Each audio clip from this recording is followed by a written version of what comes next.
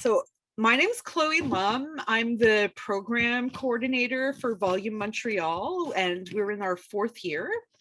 And we are an art book fair in Montreal. Over the weekend, we will be having our in-person fair, and we have live events. And throughout all of October for Art Book Month, we will be doing Zoom artist talks. Next Friday, we will have Tanya Lukin-Linklater joined in conversation with Michael Nardone. So all of that can be seen on our website and socials. Before we get started, I would like to acknowledge that Volume Montreal is based on unceded Indigenous lands. The Kanien'kehá:ka Nation are recognized as the traditional custodians on the lands from which we operate on. Shoshone, or Montreal, is historically recognized as a meeting place for a diverse group of Indigenous peoples. It is now the home to multiple Indigenous and settler groups.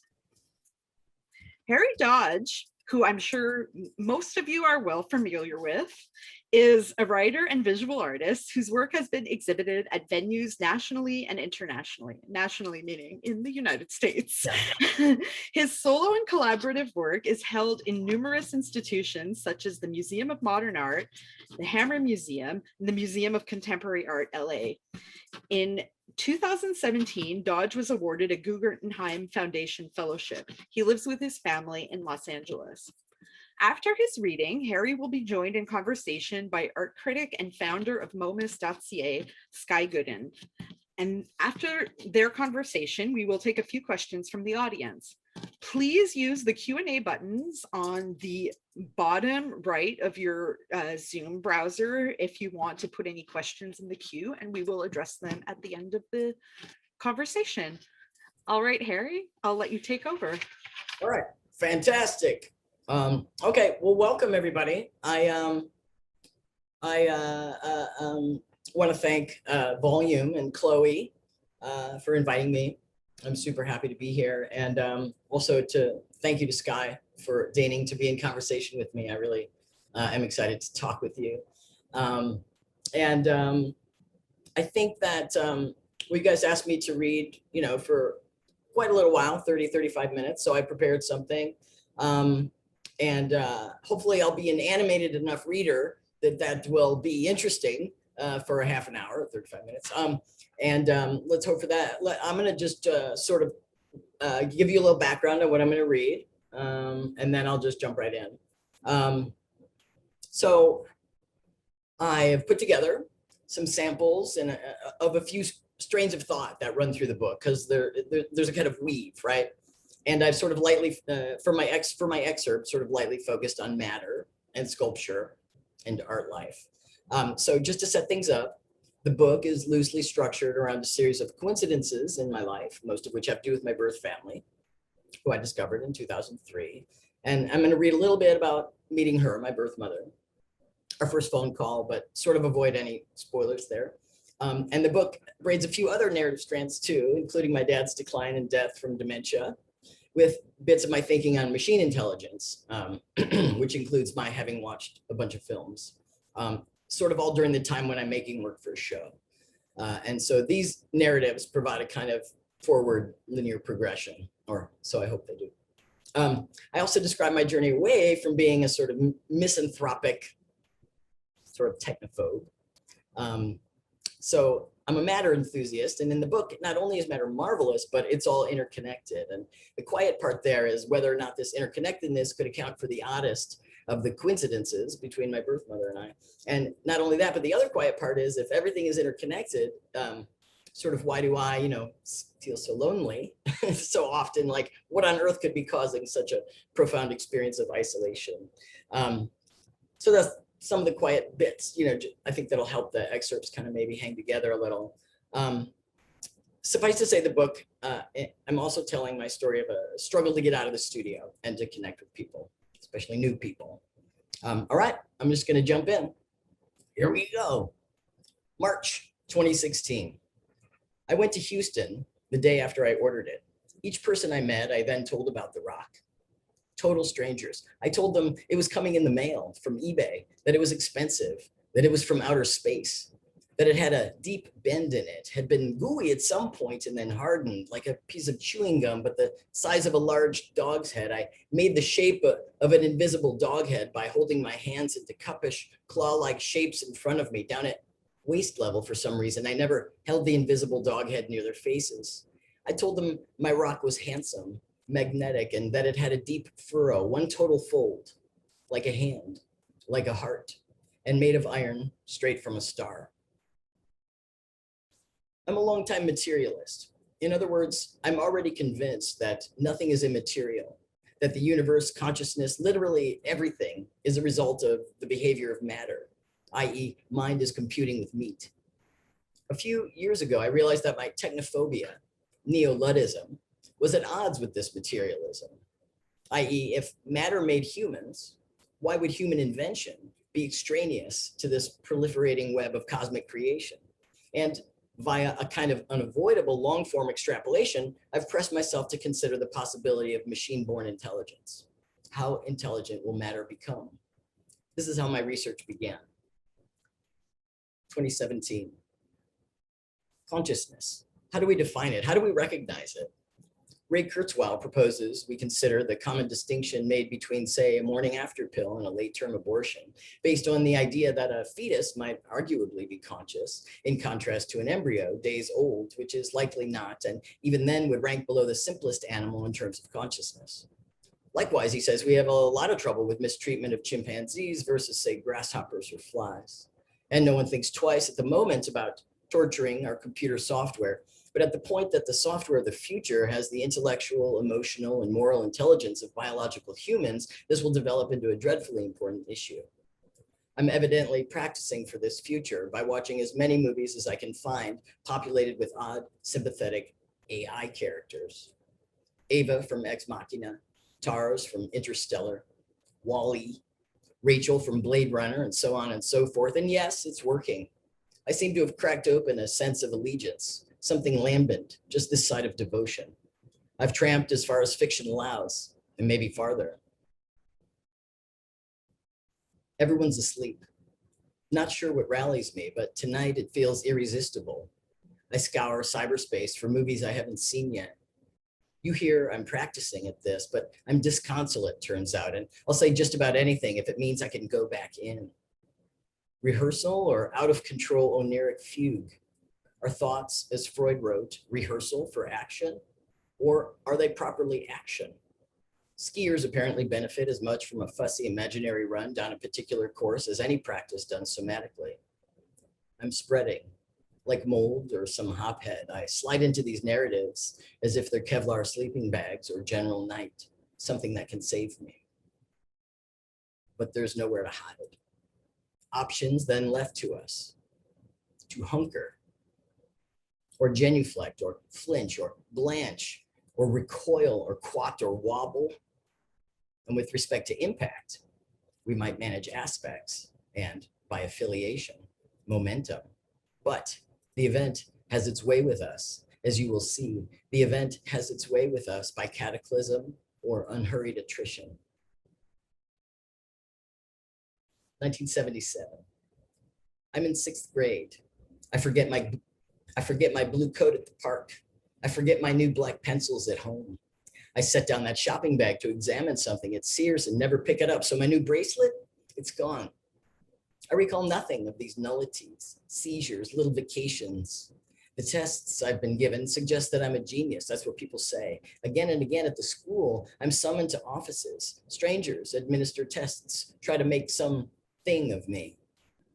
I gladly socialize with paper evaluations rather than children, but I'm too engrossed in my own mental processes. Found there, I'm lost everywhere else. I appear to be careless, lose things all the time, even things I love. My father, he's big ears, brunette, with jowls remarkable enough that in high school, my friends will dub him the bulldog. I take his tools into nearby fields, a vast abandoned nursery where, alone, I create partially subterranean forts by repurposing immense voids left by industrial diggers. I lose all his tools, scattered earmarks of my animus. My dad says to me, "For being so smart, you sure are dumb." Fighting is a pleasure during my childhood. which, aside from books and the architectonics of various small shelters, is glutted with half Nelsons, bloody noses, body bruises. Maybe the fighting is loneliness, maybe self-possession, or both, husk to core. Maybe the punches I throw are self-defensive, and maybe each of the fists I sustain or entertain, the ones that hurt especially, are a kind of relief, an appraisal, something that helps me know stuff, the shape of me in the world as it is. Winter 1977.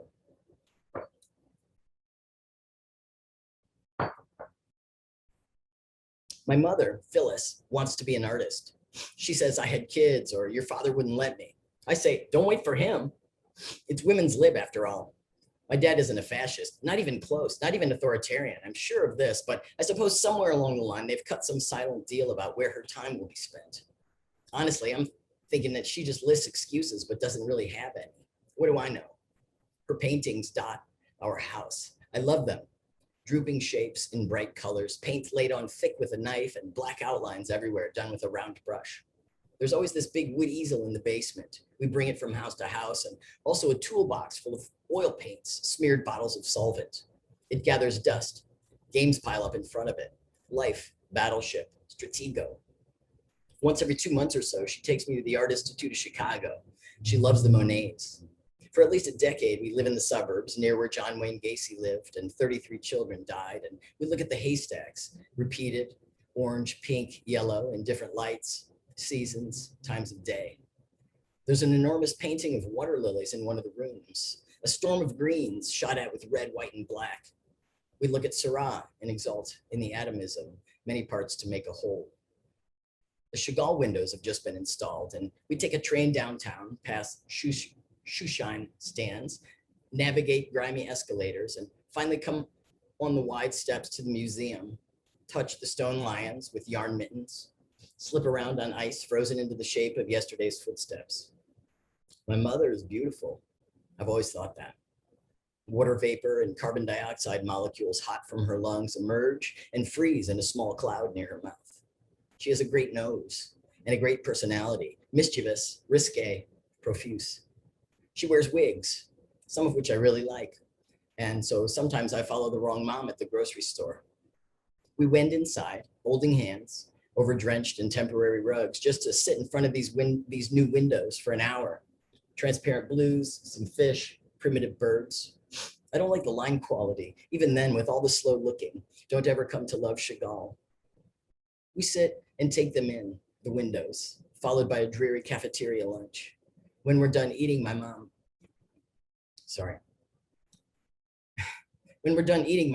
touches me on the face and says that I am a perfect creature.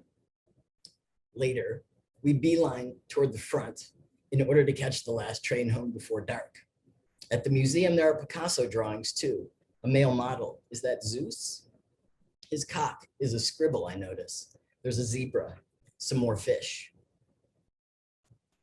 The guards are shooing us out. Museum's closed, ma'am.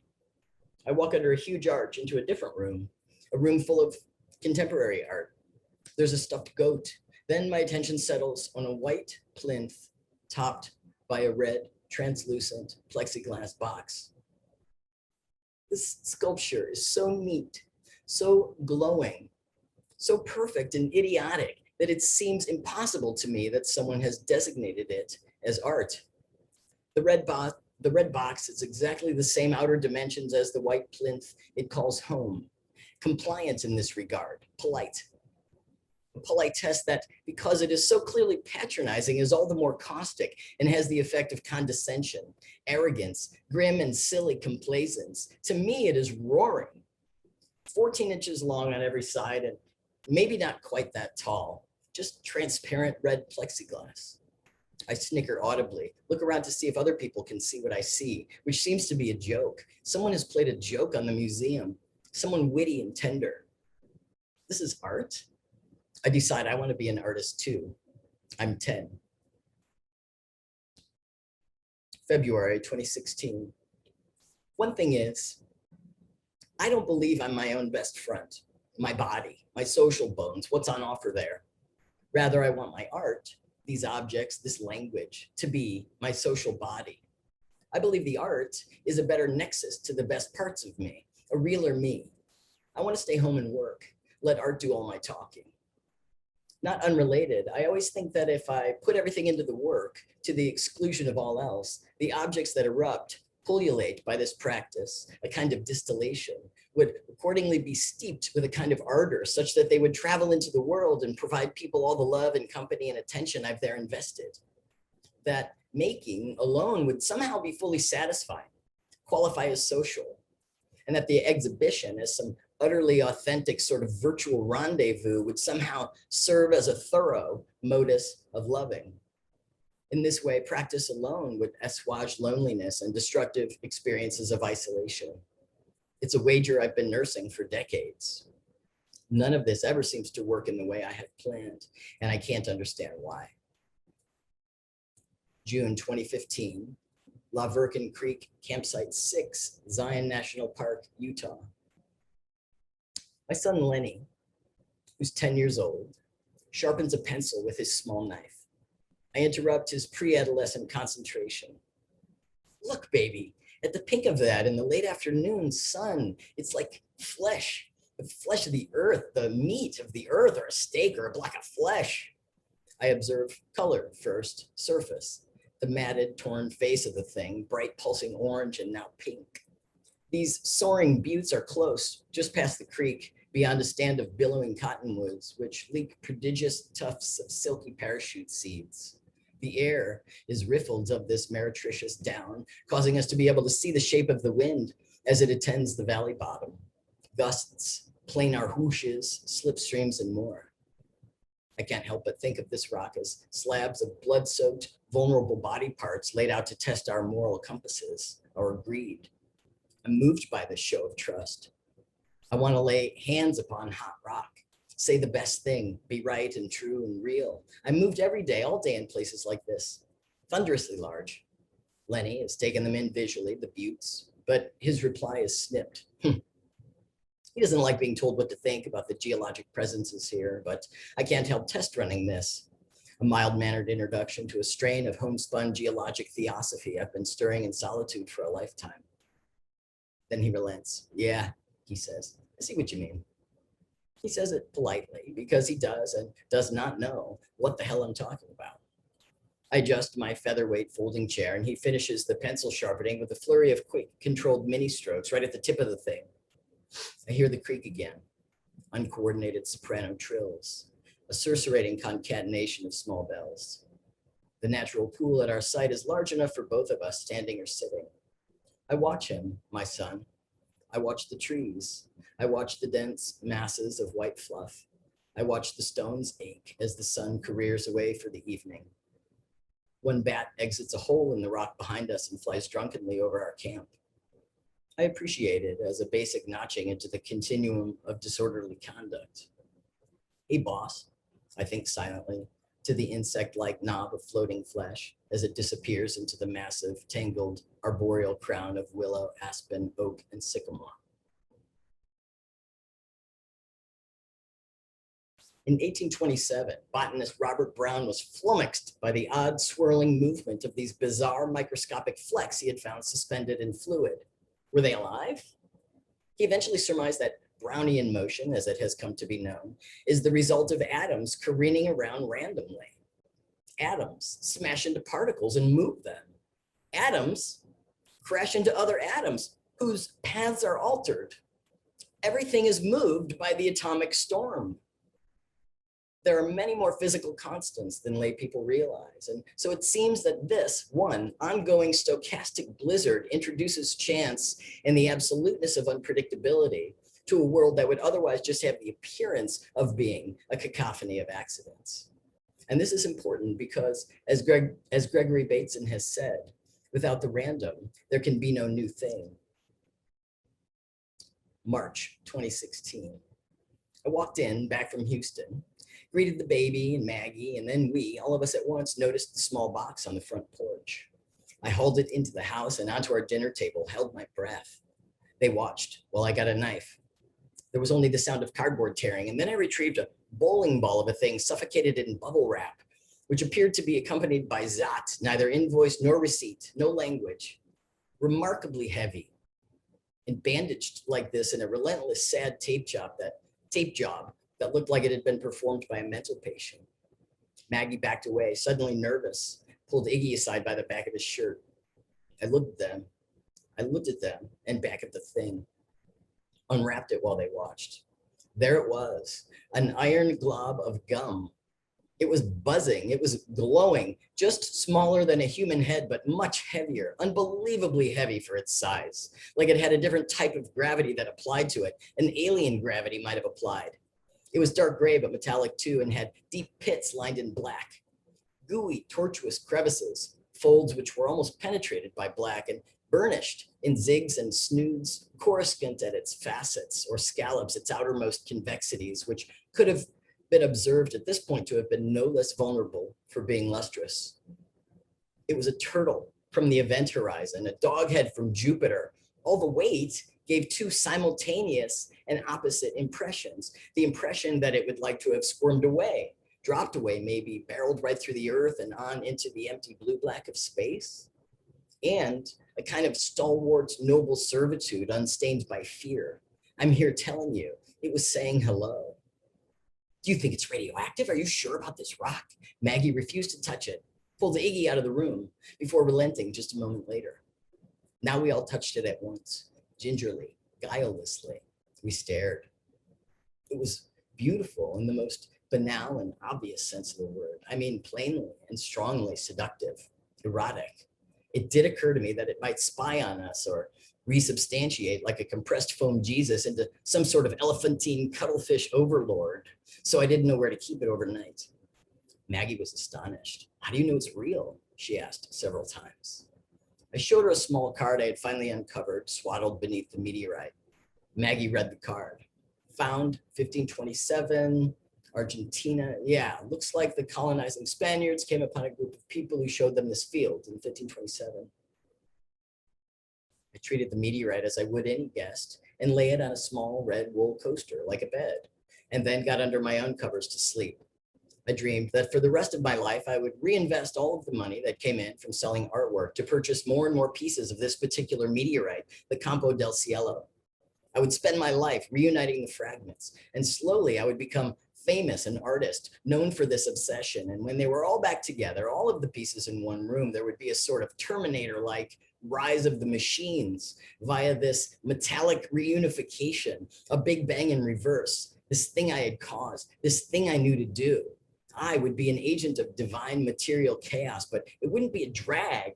It would be fate. It would be lovely and epic and right. Like the best heroine, but rather than singly ecstatic, encased in ugly nods, it would be ubiquitously, publicly salutary. The stress of the world would gather into a point and have and having become too dense to be supported by the web of our collective desire, would whirl into a baby black hole and drop all of the matter of our galaxy through an interstellar poop chute into a teardrop shaped bag of shit, which would land in some nature canyon somewhere. It, terrestrial intersubjective tension and its more intellectual cousin torsion, would then start again so meekly that it might be mistaken for the weak force itself, gravity. It would glow and the magnetic field would start to creep around a new Earth in another part of the still observable universe. We'd all die, but our constituent pieces would become other, much cooler stuff. I woke up horny. In the morning, I decided to take the meteorite out of the house, but didn't know how to carry it. I chose a large, clean canvas tote and tried not to walk it around too much as I walked. It was metal, but may as well have been flesh and bone. It was clearly alive to me, an iron creature. On a shelf just above my welder, I let it sit in my studio for 3 days without looking at it again. But things started to happen. Unbelievable things happened. When the universe, our 14 billion year old universe, was just a baby, say for the first tens of thousands of years after the Big Bang, everything was just a field of plasma, an almost homogeneous field of matter, except for the lightest scattering of little tiny quantum density fluctuations, or slightly thicker plasma, called random seeds. Cosmic dust grains started to find each other, to stick. And though they were first moved by a type of Brownian motion, the globs, after they had reached a certain size, began to attract each other via their mutual gravity. In this manner, legions of planetesimals formed.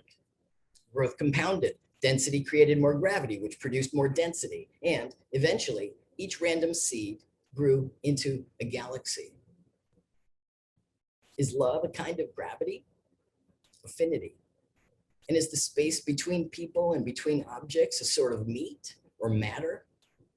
Maurice Merleau-Ponty coined the term flesh of the world, which he characterized as a sort of incarnate principle, this charged space, a viscous tension between organisms in relation, space we commonly think of as empty. I made a drawing recently in which a caveman is saying, love is very diffuse meat. March 2016. I'm in my studio teaching myself to use a nail gun attached to a compressor.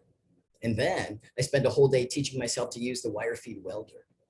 I cobble together a few volumetric shapes, build bases out of steel, and begin to sand the wood so I can paint. I want to finish a bunch of new work to have in the studio for when Jake from the London Gallery arrives for a visit. MoCA Acquisitions Committee is heading over as well. They're maybe 8 weeks out. This looming scenario is obviously distressing. I have other meetings too, people on the way. So I'm at the studio 10 hours a day for about 20 days in a row, unstoppable, hopped up. Just outside my studio door, I do the loudest, dirtiest stuff. Sanding, grinding metal, which screeches like a cow being murdered, and then more sanding.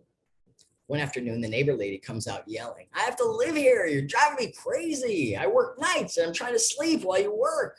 She's yelling, she's almost crying, livid, frustrated. She lives 10 fucking feet away from where I'm standing. I'm just standing there, clutching my inert sander, my hair big with sweat and sawdust, long beard, an old Iggy Pop shirt hanging sideways off my aching body. She's blonde, around 40, tall and big boned, an awkward beauty with fat lips and wide eyes. She's always smoking up front, wearing a thin robe. She has a skinny boyfriend with a big dick, and they're always speaking together in Ukrainian. Right now, she's losing her shit. Why is my studio so close to her bedroom window? How awful. I apologize profusely, which surprises her. I can tell, and then I carry everything around the corner to the front of the building and the street, the fast-moving traffic near the mailbox. We never speak again. Years pass. I just read an article about a guy who was caught fucking the tailpipe of his car. Most humans I've ever known are object lovers, more or less. Consider how kids come home with piles of colorful leaves in autumn, dive interestedly into a heap of old buttons, wrestle on the lawn with a large cardboard box.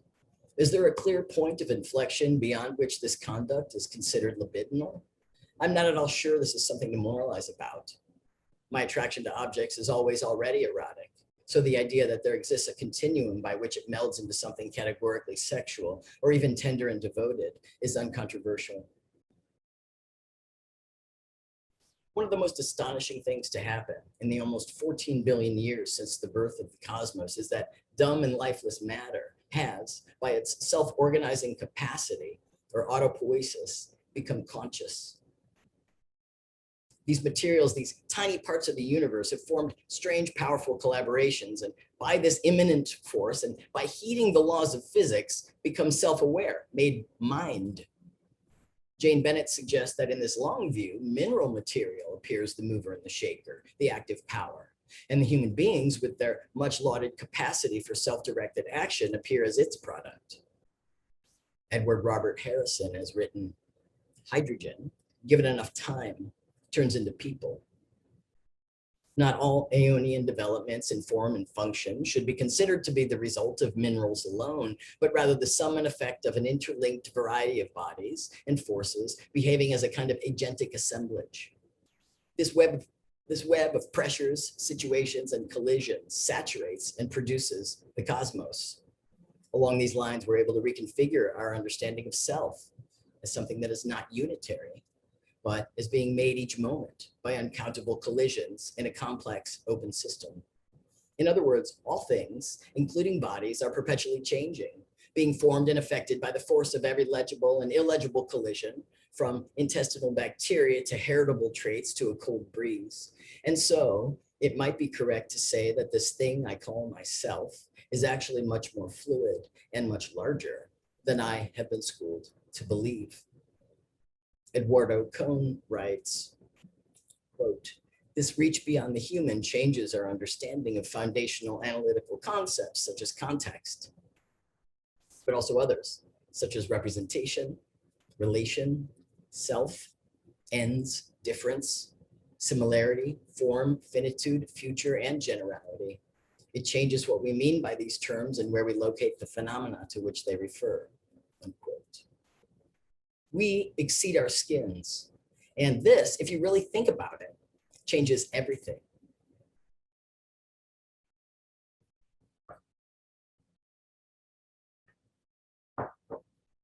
Dawn Powell wrote, people, not the sun, revolve around each other, sometimes being in eclipse, sometimes in full blaze of sun, sometimes touching each other, then remote for eons. We are moved by magnetic forces beyond our control as if we were dolls. Our reactions to each other are just that. At certain times of life, you are at peak power at midnight, if you only knew it. At dawn, at noon, at certain places, near water, near mountains, unquote. This quotation, scotch taped to the wall near my sink since the late 1980s, reminds me, as often as I read it, that certain predilections are primordial in that matter, strictly speaking, has its mandates, which are also structures and forces. And maybe this, once sundered and then separated, certain particles will ultimately, deathlessly, reconverge. I always knew I was adopted, and the whole of the evening around age 7, during which I realized what the word actually meant, that I would never see my birth mother again, was harrowing in no small measure. We were in the car, it was snowing, I can't go on. The important thing to relate here is that somehow, over the stentorian water of my sobs, I did hear my mother guarantee that when I was 18 years old, she would help me find her. That promise, no matter how casually uttered, effectively hammered back at the cruelty of the finitude, overwhelming for any human, especially one unpracticed at conceiving of things vast, like never. I spent most of my childhood after that point unmoved by the conditions of my conception. I was blithe about the subject, sometimes even forgetting to tell friends I was an adoptee. The mystery of the situation served to augment a vivid sense of interconnectedness, a presumption that I was a child of the universe, entangled with and comprised of all things, ranging from the animate to the supposedly inert. I could talk to trees. And since I was born in San Francisco in 1966, this I did know. And since my imagination was admittedly psychedelic, and to the extent that this fact had again and again shuttered the possibility of normal friendships with peers, I had more than toyed with the idea that my conception had occurred in Golden Gate Park during the summer of love and had been abetted by an LSD-addled haze and multiple orgasms. My dad did gift me one detail they'd filched from the adoption paperwork. The birth mother's name was Donnie Malloy. I was Irish by descent. This is all to say that with regard to the subject of my birth mother, I was patient to the point of sedation, my consciousness unmarred by the waiting. In 1985, I decided to move to San Francisco. I announced, clear-stepping the obvious and implicit erotic promise of relocation to an international gay mecca, that I might also try to find my birth mother. This was always followed by the optimistic, who knows, maybe she's still there. And now I'm gonna skip a bunch, but 18 years after I moved to SF, I managed to find a possible address and I write her a letter, not knowing if it's the right person. Then I get a call from her area code, but I'm so freaked I let it go to message. And then I check the message to see if it's her, and it's her, and she tells me to call her. Okay, back to the book. September 2003. There were repetitions in the message. Honey, honey, honey, or sweetheart, sweetheart, sweetheart. I hustled to the top of Dolores Park, which, for those unfamiliar with it, overlooks the entire northwest portion of the city. Parked in just this spot frequently over decades, I had often wondered if she were somewhere on the visible peninsula. Now it was a sunny, crisp, late afternoon, well before twilight. I dialed the numbers slowly. I had her phone number. That fact alone was breathtaking. She answered. I said the word hello. She paused and also didn't pause. Hi, honey, oh, my darling. And I remember seeing my feet on the dry grass and pressing fingertips into my own knees, and some small amount of silence, a little band of it, like a trampoline, moved through the situation. I heard my heart, its soft gonging, and the whole world squeezed down fitted into the silence, revolved. And there followed an effulgence of language. We felt our way through a volley of what were intended as talismans of a sort, exemplars selected on the fly from rangy mental archives, bizarre, banal, most cherished, and necessarily imprecise. Me, my first job was at an athletic shoe store. I made a lot of forts in the abandoned rural nursery behind the subdivision. Her, I loved grade school. My father's a hobbyist sculptor. Diabetes runs in the family. These were low res, big fuzzy pixels, the trading cards of our lives. It's the way representation works, especially here, overburdened. Half a life had beaten past, and not just any half. This was inception, growth, the slower and therefore heftier half. I thought I heard her say girlfriend at some point. She had had a girlfriend. Just then, two super puffy, medium-sized brown dogs, one a little darker than the other, sped up the hill and darted right past me into the street.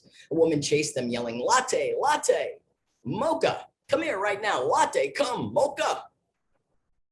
What about my birth father? I asked. Who is he? Oh, I'm not sure, honey. It could have been Gene. He was a used car salesman in Fresno, but she'd been a drinker.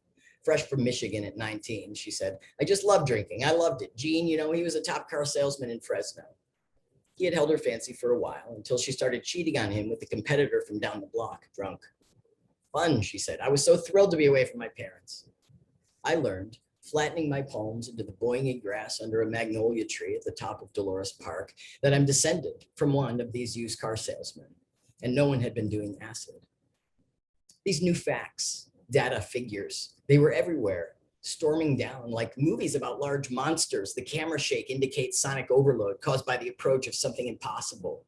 This whole conversation with Donnie was a situation whose terms exceeded my abilities, with no way to microfy anything or parse, and no terms to apply, brackets like pleasure or relief or love. I had to let everything in one-to-one, raw and unreduced, and I ended up thoroughly distorted by what I contained.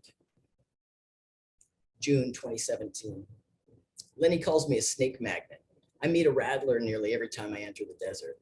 When he and I walk into the foothills, it's never long before we hear it. This roulade of loud, almost ear-splitting snaps, like a maraca, followed by a sighting of the snake itself. Babies, biggies, coils, lazy zigs, diamondbacks, salt and pepper checks, and more. Because the protocols seem always to be shifting, and because I'm therefore unable to once and for all absorb this bit of first aid expertise, I need to go online annually to refresh my knowledge of how to negotiate a crisis of envenomation. That's what they call it now. Something that, because I see these snakes so often, impresses me as unavoidable.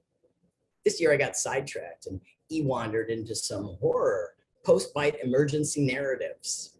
One guy, a wilderness dude, someone who kept 30 bulky snake pals caged in his barn, got careless with a big, thick, dark timber rattlesnake. Blam, blam. She struck with a force that he said felt like getting hit by a car. Right away, his vision became totally distorted. He said it melted. And he was instantaneously debilitated, could only run across the driveway yelling to his wife and then collapse on the gravel. She was trying to drive him 2 hours to the hospital, and the flesh of his whole arm started to fall away from the bone in huge blackened slices. They had to take epidermal transplants from his lower back in order to wrap his arms up with new skin. Just before I saw my first rattler, I was leaving a hostel in New Mexico, standing in the doorway wearing boots and an old backpack. Someone named Jamie told me I would probably never see one.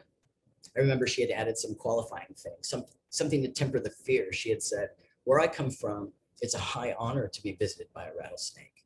And then she added that these visits were meaningful and happened for a reason.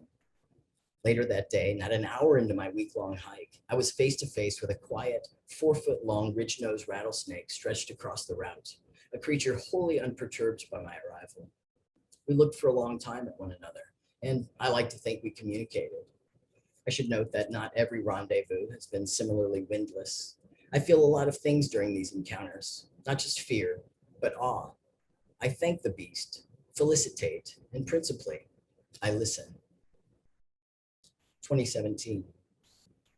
I take much pleasure in being alone, but there's also a strange, warm grace in not being alone, Charles Bukowski wrote. Although one can never be precisely alone, so much about this observation seems useful. Hannah Arendt wrote about tables, that although they appeared to be a kind of motor for separation, they might also be considered to be connection, a type of interstitial tissue through which sociality flows. Could it be that the space between people works similarly, a motley functionality?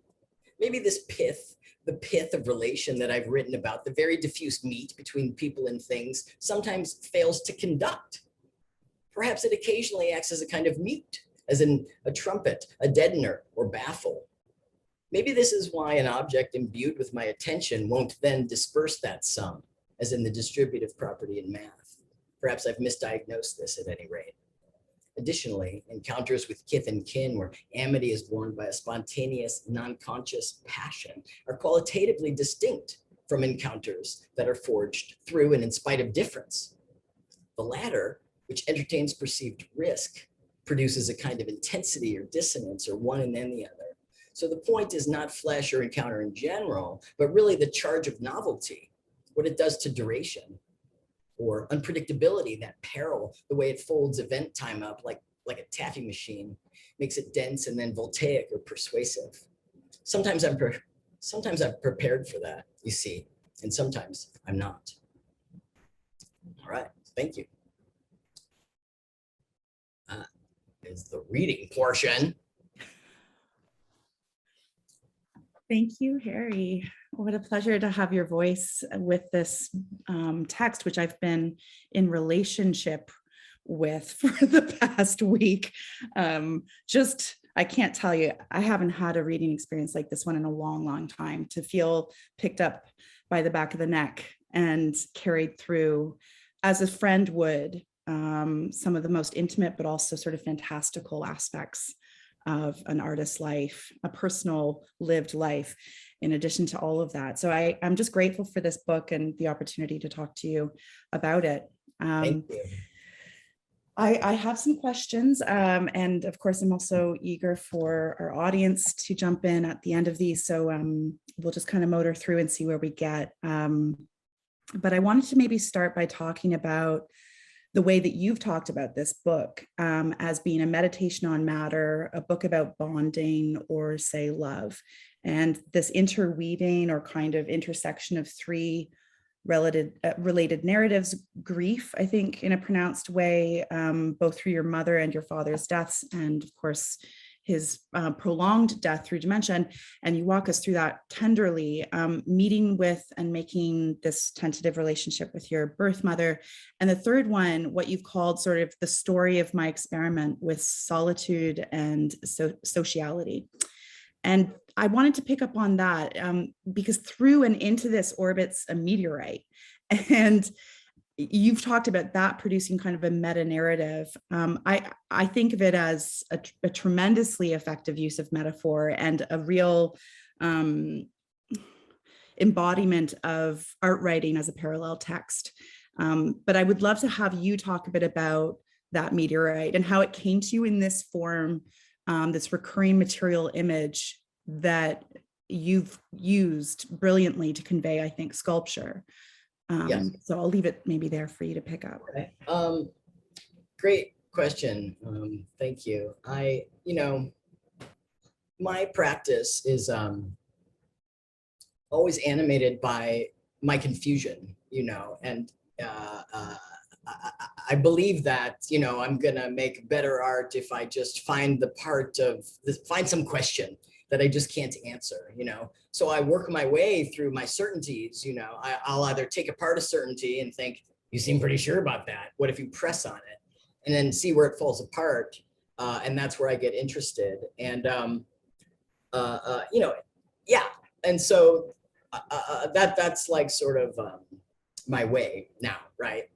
And so I think what happened with, in this moment was I was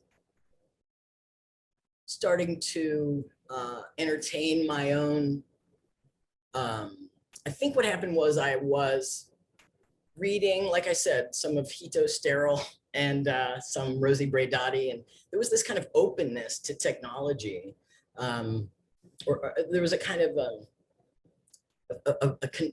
a conversation that they were having that I was not having because I was so anti. I thought, I think there's something that I'm not doing yet. There's some thought I'm having that's all dried up and kind of calcified. And that's not going to make, it's not going to make for good art, and it's not going to make for good thinking. It's not going to make for an interesting life. And so because I trusted these people, and some of the other stuff that they were talking about, I was really interested in testing my thought, and I thought, well, you got to think harder, so what is there about this? And at the same time that was happening, I was also, and I have been for years, that kind of weird cognitive dissonance where something doesn't come in because it doesn't already agree with something that's intense in you, So for me, there was this kind of, like I said, a misanthropy, and I kind of like through my childhood, like humans are fucking assholes. They're ruining everything. They're polluting the earth. They make stupid decisions. They can't know themselves, just on and on, just with the mistrust of everything about how stupid fucking people are. And, especially all these inventions, to me. And so I had this sort of idealized idea of like doing without that, and that everything would be better. And I had also diagnosed the social media and staring at screens as a sort of impoverishment of the senses that was causing a kind of mass depression, all of these things, right? And so, but, I had also at the same time always been arguing that humans are continuous with nature, that we are animals, that there's no clear way to describe a human, not in terms of as being a natural creature, and sort of maintain that some of the problem is that we think that we're not connected, that we're exceptional, right? This exceptionalism, this humanism, related to our brains and our minds, and the idea that we're rational, can make decisions. So those things didn't match. Arguing for the connection, the continuity with nature. In other words, there would be no nature culture divide, right? And so when I, set myself this task of getting uncertain about technology, that automatically popped in. This other thing that had been sort of bothering me, that it also seemed time to answer. And so that's a kind of way that that sort of characterizes my practice, which is a practice of question asking, but also answers the question of like how that research sort of started. So I started to read around. I started to read more about particles. I started to read more about ecosystem, but I also tried to become open to metal, like in a kind of sculptor guy way, like I'd been using plastic, so whatever. But anyway, but metal, is this kind of stereotype of what robots are made of, or spaceships, or the our computers, this kind of gleaning thing, So I started using metal, and I started to work with it. And at the same time, a buddy of mine showed me how to weld, which was amazing. And so it was weird how metal could flow and melt, and it wasn't everything I thought it was. I could cut aluminum in particular with a saw. I could drill into steel. These are things I did not know. And so there was a weird way that I was familiarizing myself sculpturally at the same time I was doing this research. And then right away I hit on this idea of whether or not I started to hit on this idea of like this intense thing, that matter had made us, and that it's got stuff it likes to do. And I started to even wonder, it must be still doing the stuff that it likes to do. Am I being ridden by matter, which is a little off the point, sorry. But anyway, so I started to, I realized that there were meteorites right around that time that were metal. And so I think I may have been on eBay, and I had never ordered anything on eBay, believe it or not, in 2016. And I was looking at minerals, I think, and then suddenly got onto this meteorite track, and then realized there were metal meteorites. And so I thought this might be the perfect thing for me to touch and feel. And the fact that metal was natural was like a shock to dumbly. Stuff like that. So all of these things, these kind of blind spots in my thinking were sort of bubbling up at once. So that's how the meteorite, so I was like, I'm going to order this beautiful one, and then it really did arrive. And at the same time that I started to have all these other thoughts about socializing.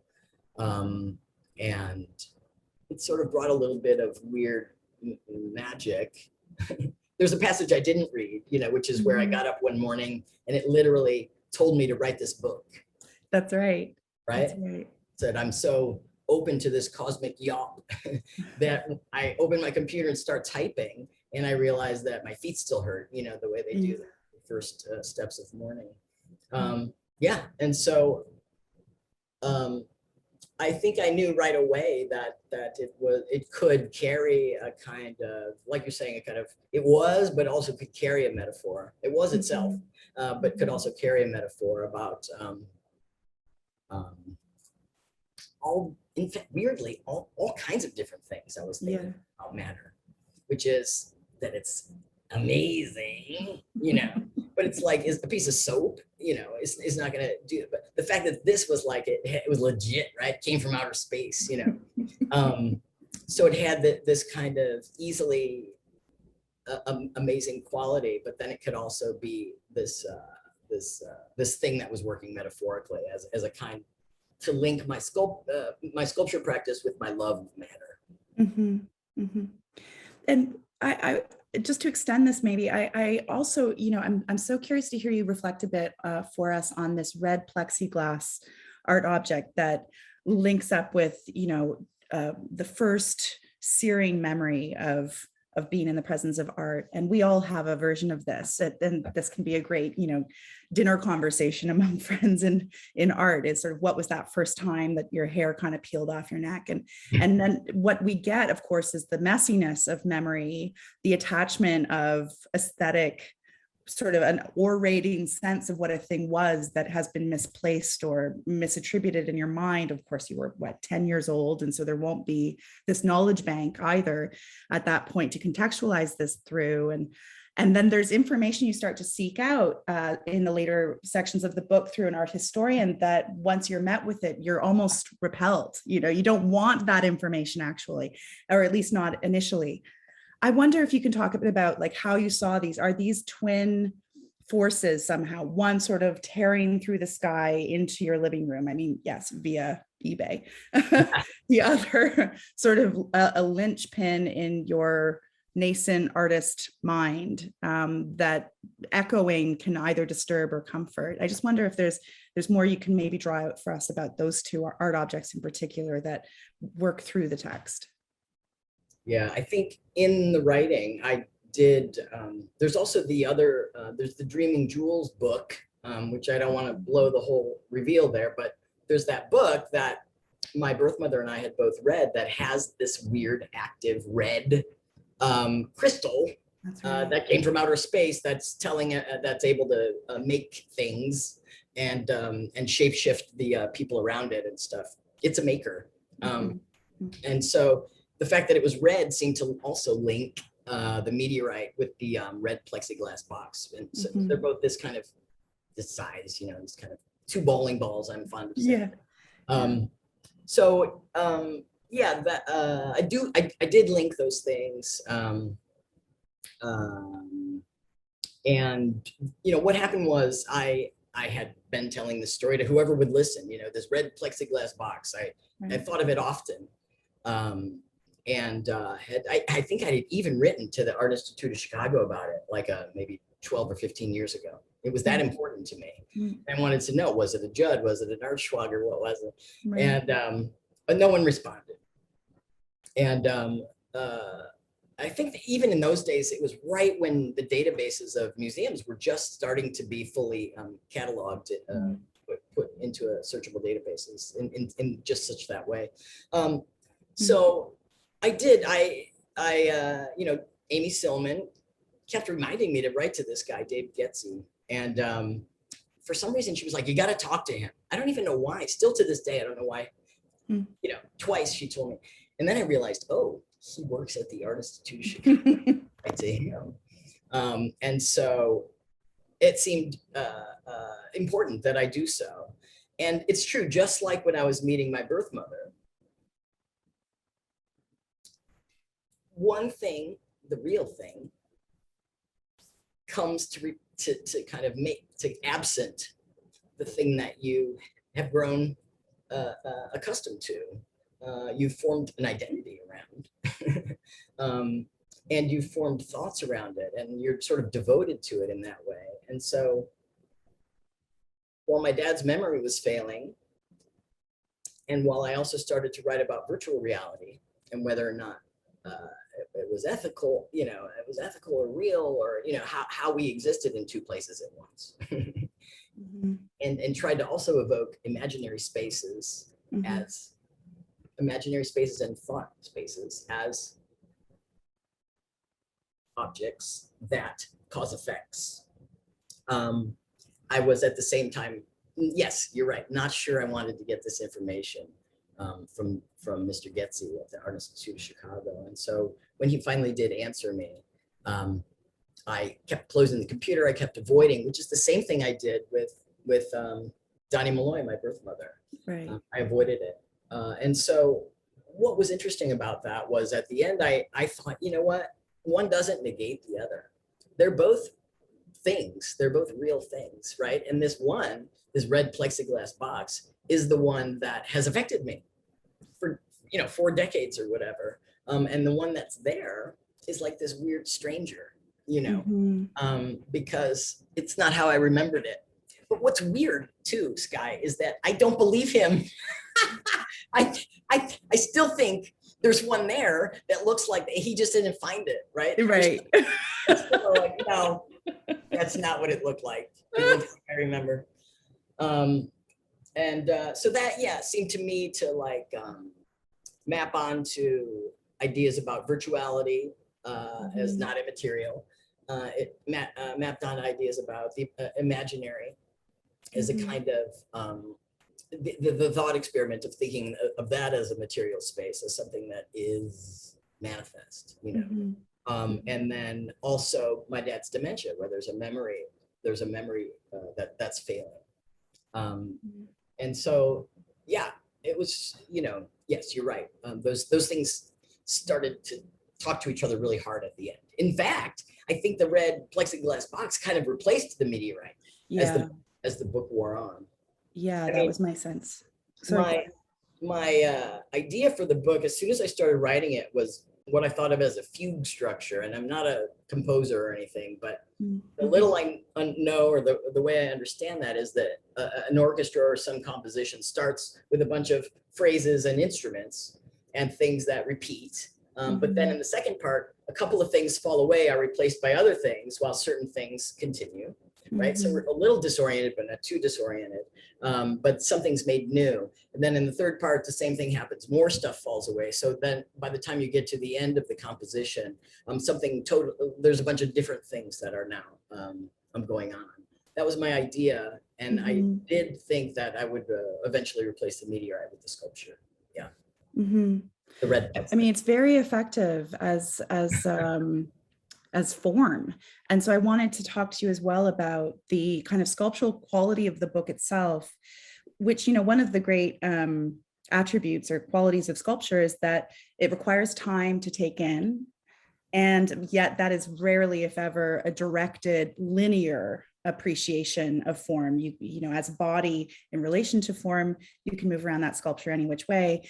You do a fairly, I'm impressed that this book feels like that. And I think it's the way you're playing with time, and also a kind of insistence on the present tense as you're moving us through, 2016, 2003, 2000. I'm not sure if you get higher than 2017 or 18, but more or less the present tense is a currency that carries us through your past, or a current rather. And I wanted to better appreciate sort of how you arrived at its form, its structure, and how you were trying perhaps to kind of push back against the linearity of writing. The conventions of how to tell. Or I should say not of writing, of reading, right? That we sort of don't have an option with reading, but to move from A to B. So but it seems like you're playing with that space between A and B in a really inventive way. I am committed to the book being read from front to back. And I don't want you hopping around. Don't get the wrong idea. I made it that way for a reason. But that said, I think of it like a long sculptural process, and I think of the book and each of the fragments as a component in a time sculpture. And that each of those components would have a register and have an affect and have a tone and have a bit of information, a kind of revelation that settles, right? There's stuff there, right? And then when we go on, there's something else and it keeps settling. So I guess I think of it as sedimentary. So I know it's a time-based thing. And I know I'm putting something in a certain order. So that is linear, right? In some sense, right? But and I heed the rules of reading by working with you readers who go from front to back and go from top to bottom, right? So having said that, there's a commitment or a feel. It's a commitment, but it's also a natural way of being, where I think a lot of things at once. And some of it's, I call in the book, hunch making.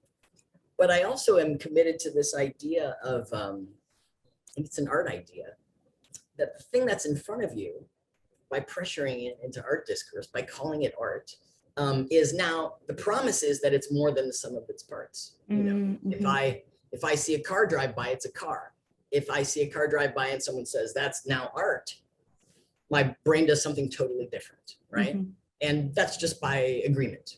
We agree to do that for art, right? And so my sense was with each of these fragments that each of them was a kind of object in a sculpture. So it was carrying information, like Ray Kurzweil says this about AI, but it was also doing other stuff, if that makes sense, that was more than, it was supposed to be more than just that, right? The relaying of information. And so by the accruing of these objects that were also supposed to be more than the sum of their parts, there was a kind of I call it poetics, even though it's art. But for me, the word poetics kind of refers to that, this kind of fullness, of this kind of unquantifiable fullness that's coming off a thing that I think is exactly specific. It's not approximate. It's not an aura that's kind of there, kind of not. That's not what I'm talking about. I'm talking about it's so specific and so moving and so fluid, so turbulent that we can't track it. We think it's random. We think it's approximate, but no, it's not. It's specific. And so that's my idea anyway. And so by putting those things in a certain order, the idea was, to not only bring you through a lot of thoughts at once, but also do interconnectedness. Get my drift. Like, have you see that those things land with each other, even if you're not exactly sure why yet. Right. There's something in your body that accepts it and knows, and you just put them near each other, even if you're uncomfortable. That's right. Yeah. Right. I mean, the sculpture, it's the same thing. Like, I'll put a bucket in a sculpture and it's not supposed to just be a bucket. Hopefully it's defamiliarized and it becomes something else by the sculpture. Sure. Yeah, I really appreciate the sort of leitmotifs of cosmic order and patternization that, bump up against a kind of insistence on things falling apart. And as you say, sort of that image of a planet or a star or a meteorite moving through space, the parts of it are constantly streaming off, or at least in the case of a comet. And so I was attracted to some of these quotes that you really seamlessly braid through the text. And one of them is, I have a hunch that if I fit each of these fragments into the whole, it will make a discrete cipher that later I can decode in order to better know myself. And, oh, sorry, that's not a quote in this case. This is you. The work of reaching for those discrete parts and having some perhaps confidence that you can both evoke that patterned cosmic sort of coincidence, too much coincidence to be mere coincidence feeling about living in this life, in these bodies of ours, and also kind of insisting on a fairly destabilizing floor on which an artist stands, hopefully and ideally, right, that roiling mind, that those things could be in concert and held in balance I admire it. I wonder if there's a question in here, except to wonder how conscious you were of keeping those things in scale with one another, and what the feeling of writing, which can so often be a kind of sedimentization, or that's a word I'm not confident is a word, the sedimenting of writing that risks that roiling, flexed space of thinking and responding, and that magic space can be cooled down in a molten written form. And so all of these things, I wonder if you can just sort of pick up what's useful to you there.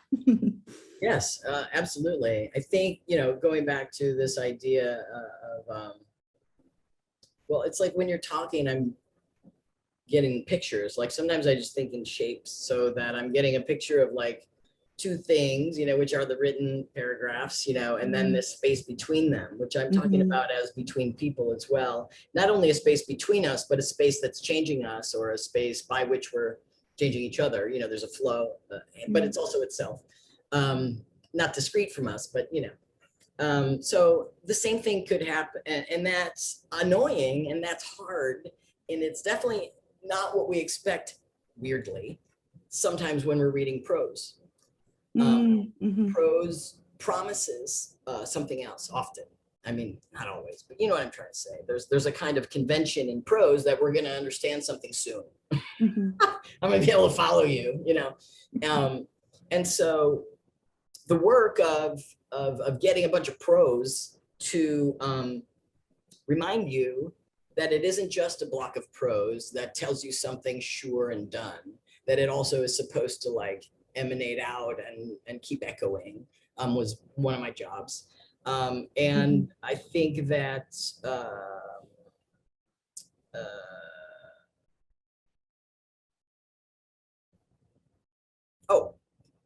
saying the word turbulence, turbulence is a word that, and I may be misunderstanding, because in all these subjects, I'm a layperson, as well. But my understanding of turbulence is it does have a pattern that everyone used to think was random. And then via chaos theory and sort of like getting more, getting our measurements sometimes to be more and more and more specific, or tracking them, even if the tracking doesn't, even if this science experiment doesn't exactly repeat. If we keep the decimals, we find a different order, one that's aperiodic. And that there's something in turbulence that reflects often some of those kinds of patterns, even though they're not repeating patterns. And so that's an alternate way of, just like a weird thing that happened about knowledge, but it has to do with specificity and the magic inside of it, right? So it's kind of like putting the brakes on the first wanting to categorize or have mastery over, the first naming, the first layer, put the brakes on that, go further, let the thing, you're tracking it in a more careful way, in a more nuanced way, getting the nuance to matter, getting all the differences to matter. And that tracking, even though it's hard and uncomfortable and we want to know what's going on and I'm lost, that maybe we know more than we think we do if we stick with it. And even if it seems disordered, not that that's a bad thing, but even if it seems disordered, that there's some other thing that's taking place, and it's often uncomfortable, but I think that there's something there. There's something really specific there, that's itself. It's not translatable, and I don't know if I'm even making sense, but so I guess I was taking exception to your terms, which is this kind of binary between a kind of cosmic order and then things falling apart as a kind of disorder. And I'm trying to say, like, I don't know. Well, some of the question in the book say is there some other order that, or there's like the character of the author, as I'm fond of saying, I think wonders whether there's other weird order that doesn't look like anything we're familiar with, but it's in there. Yes. Sure. Yeah, that makes sense to me.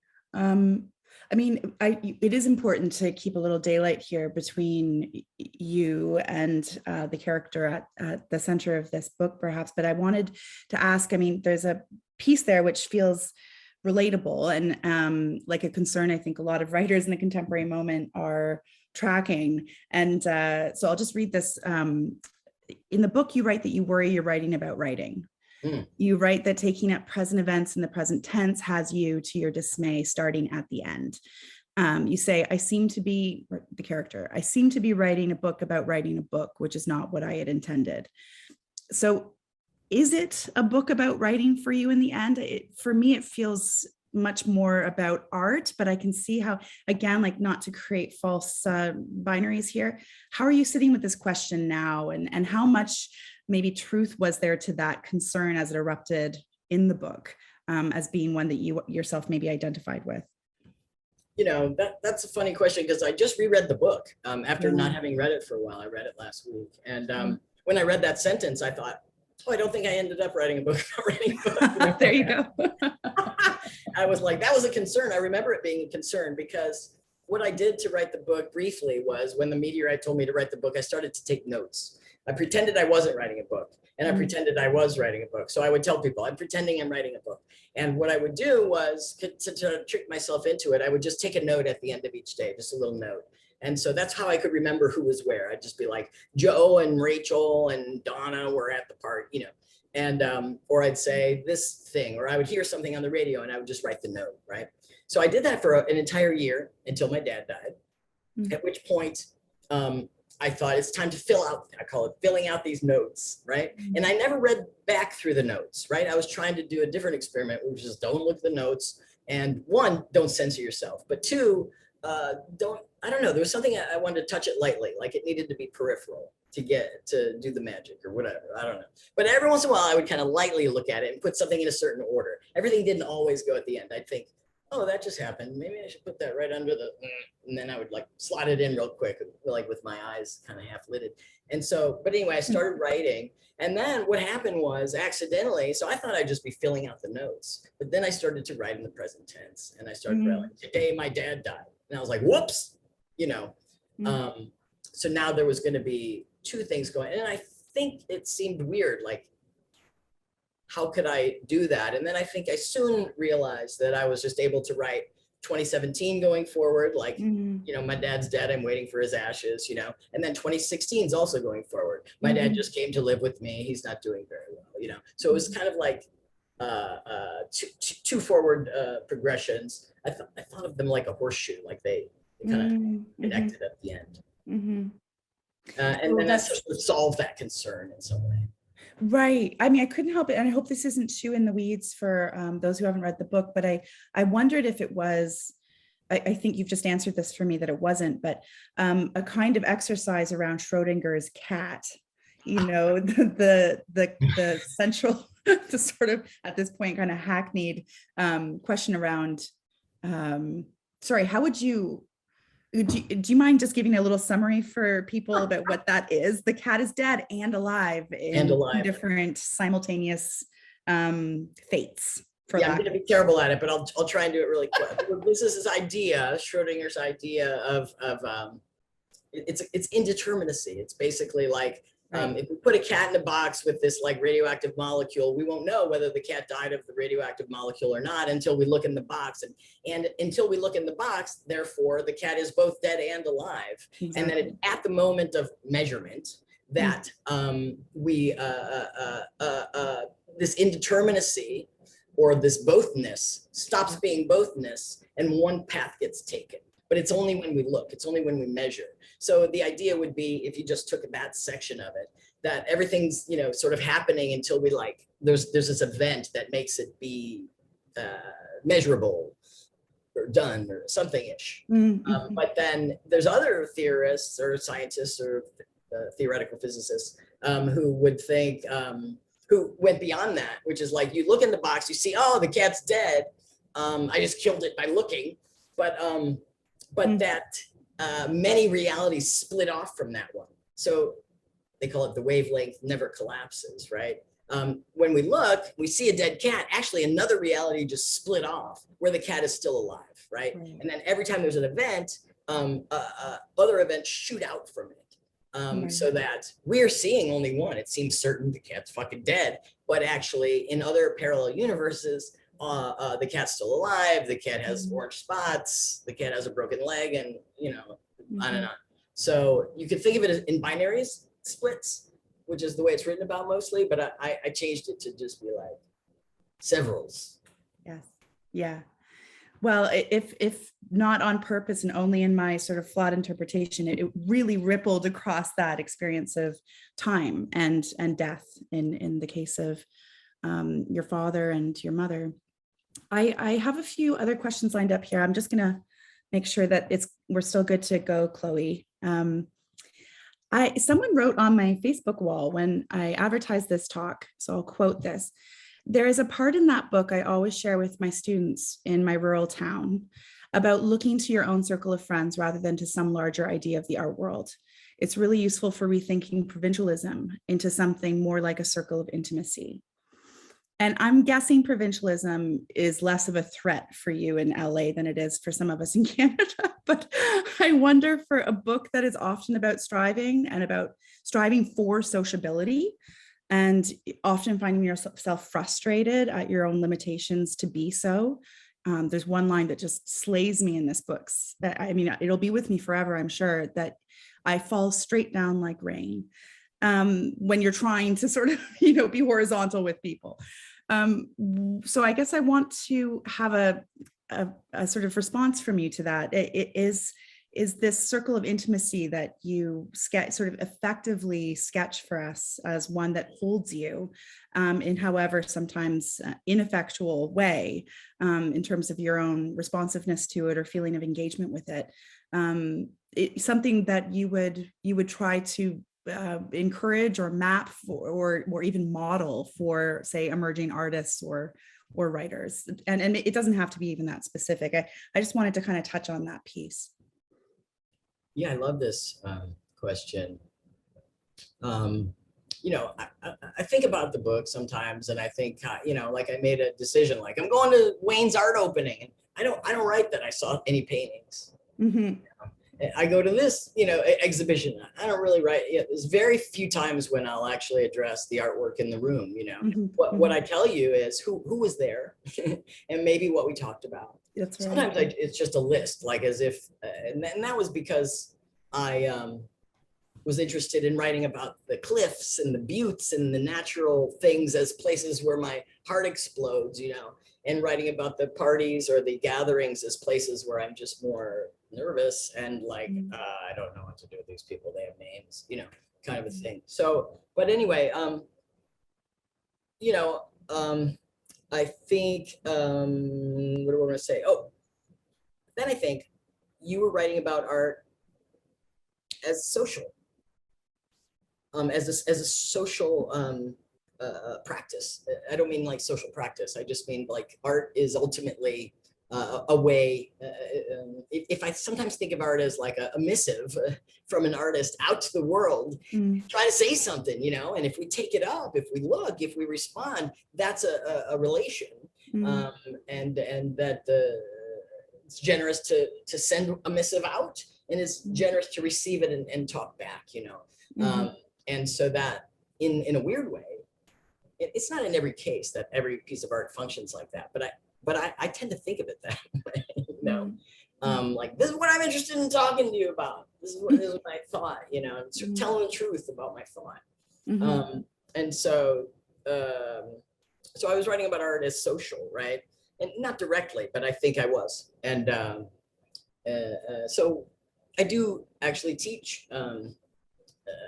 And so one of the things I do say is, and I believe this, it's rare, like if you're getting into art to make some money or get a big gallery, that's probably not going to happen, right? So because there's hundreds and hundreds and hundreds of thousands of artists, and the best thing that we do is hang around together and talk to each other and love each other, and think together. And that is satisfying and deep and real and really important. And I mean, that's like huge. That to me, that's what it is, right? That's the practice. That's part of the practice. That's part of the vehicle.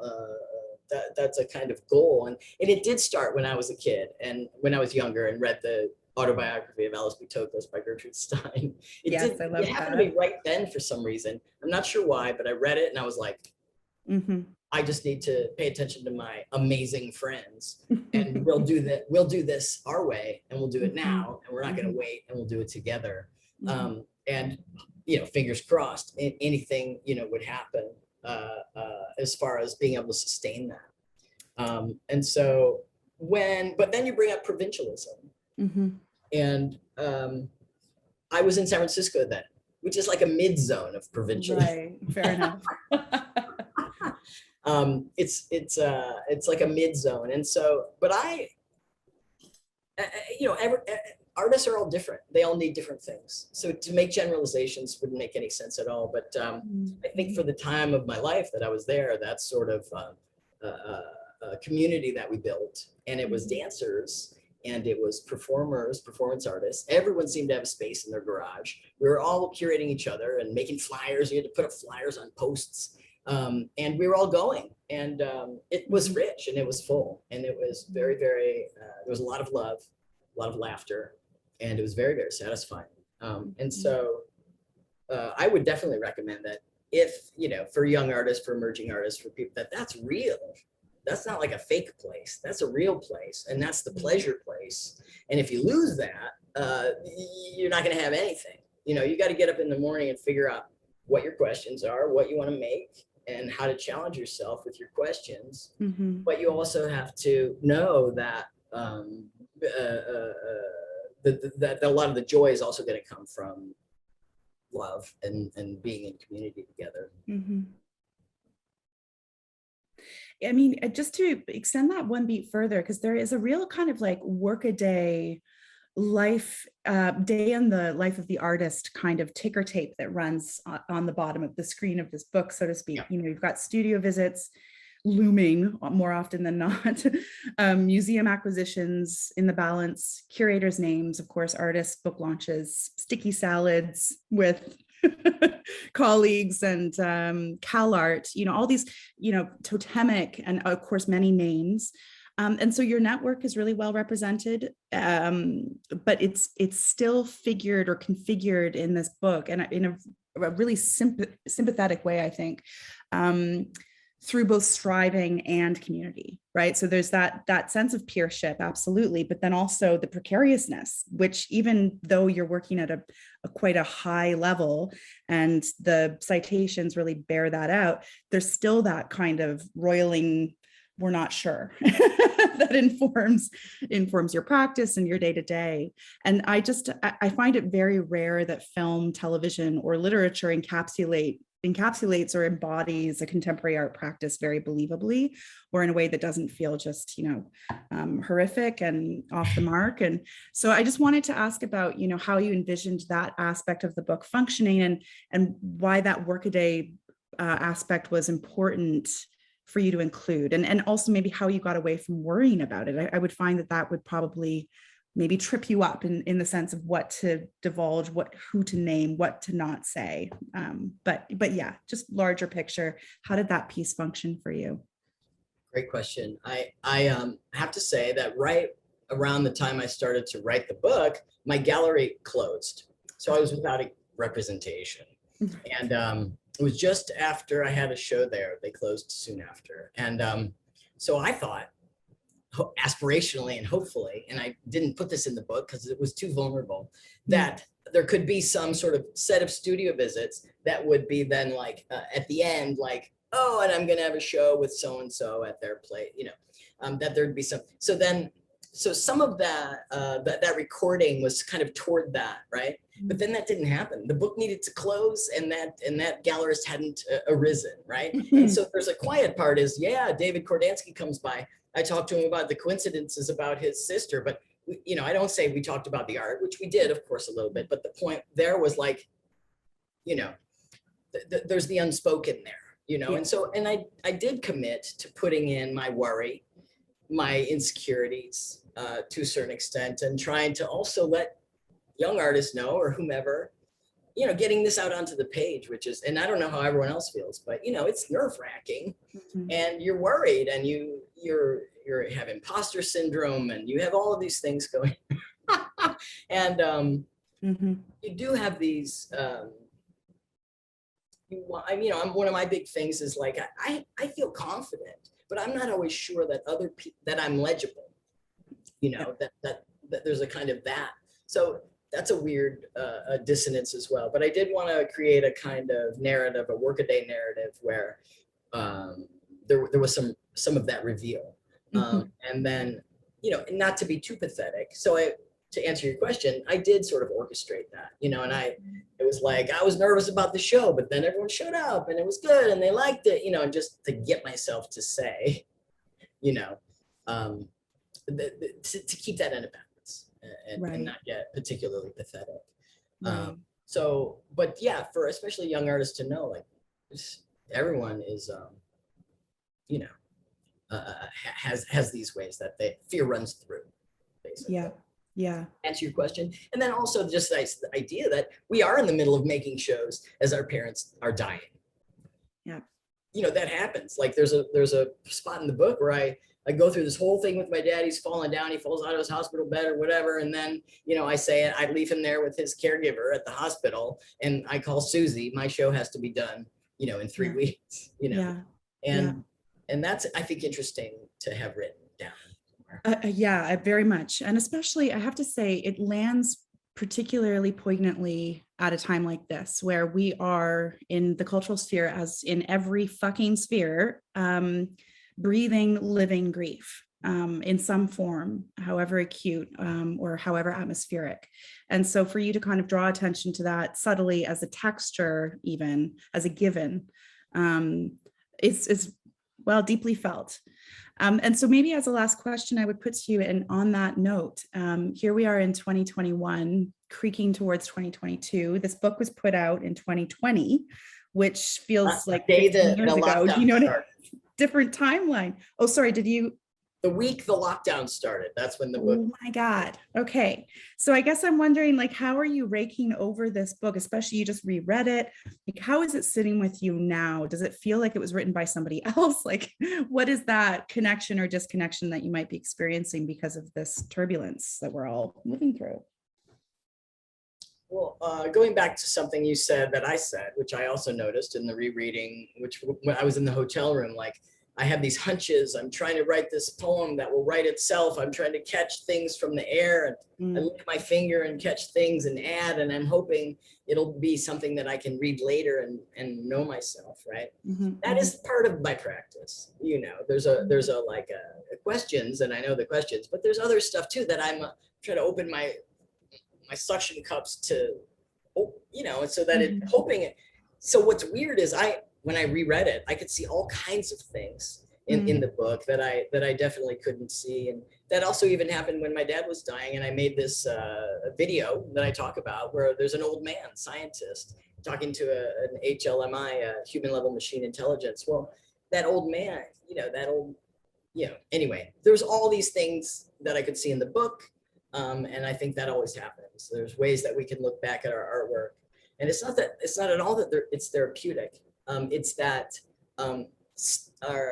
as we try to direct a reading, if we're really feverish in whatever it is we're doing, very specific, that, as my friend Leslie says, stuff leaks out the side. Our unconscious provides these interesting things that leak out that we're not tracking, but that a viewer, a critic, someone who's carefully looking, slow looking, as you said, could detect. Yeah. Sure. Thanks, Harry. I gather there's some questions. I'll leave this to you, Chloe.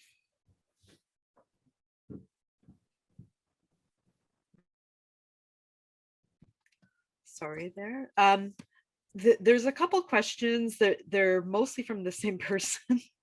And I chose to let you guys discuss because I thought that Sky's questions were very interesting. So I think we'll just take one of these questions before we wrap up. We've been going for an hour and a half, and I do appreciate that people will probably have other things to do with their evenings or afternoons, depending on where they are. So someone is asking, Harry, what are the matters of sculpture the materials, are their forces interconnected before they're assembled, or do they become so as they are conceptualized? Mm.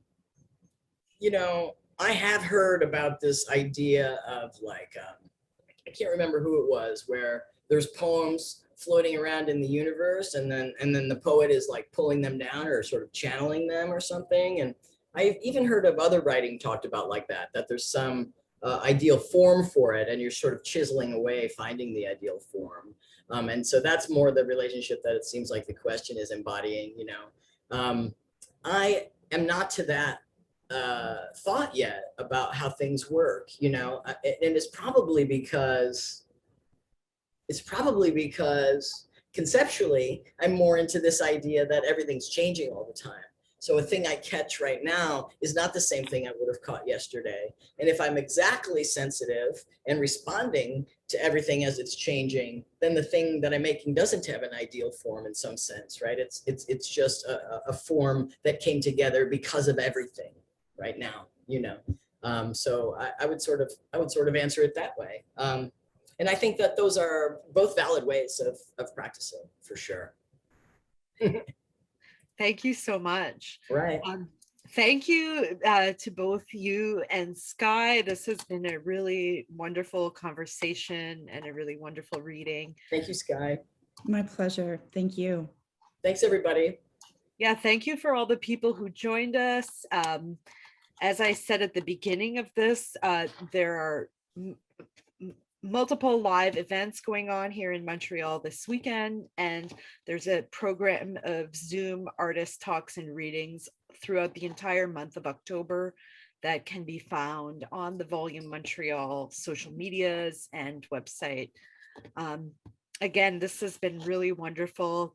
Harry, I heard you speak on Bookworm last year, and it was such a wonderful interview, and I immediately ordered your book that while I was listening to the interview, and it was one of my favorite things I read last summer.